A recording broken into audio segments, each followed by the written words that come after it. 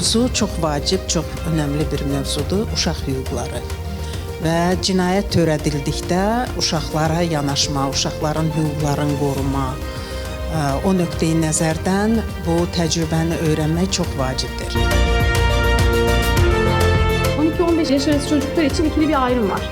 Fiilin hukuki anlam sonuçlarını kavrayabilecek yaştaysa bu çocuk, onun için farklı düzenlemeler var. Ama anlayabilecek durumda değilse farklı düzenlemeler var.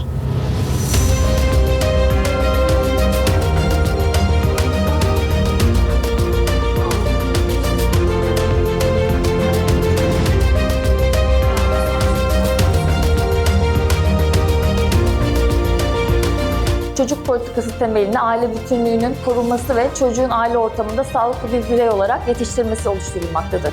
Bunun için neler yapıyoruz? En başta demiştim ya, sosyal ve ekonomik destek.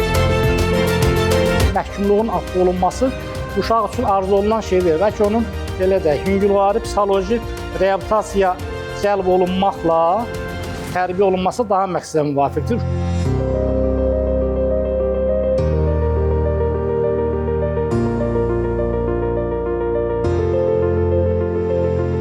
İstintaqda, zorakılıq mülkündə olan uşaqların hüquqlarının qorunması istiqamətində hansı işlər, hansı tədbirlər görməkdir? Bu günləri hesab edirəm ki, bizim görüşümüzün nəticəsi bundan ibarət olmalıdır.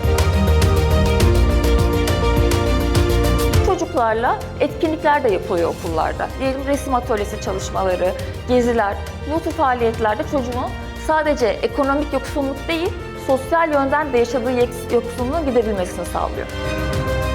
Ağır və xüsusilə ağır cinayətlər olduğu halda olur.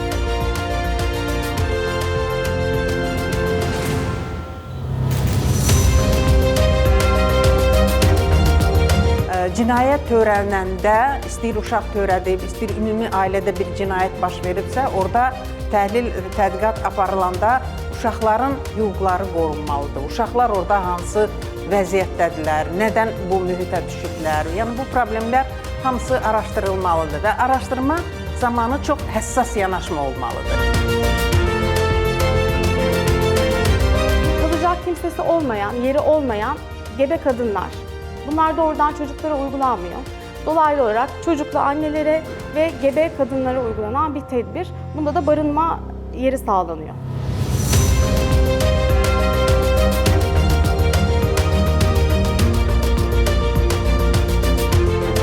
Aile mi çocuğa katlanamayacak derecede oluyor yoksa çocuk aileye? Əlaqəli şəkildə bir mərkəzdən idarə olunmalıdır, təşkil olunmalıdır və həmişə də uşaq yönümlü olmalıdır.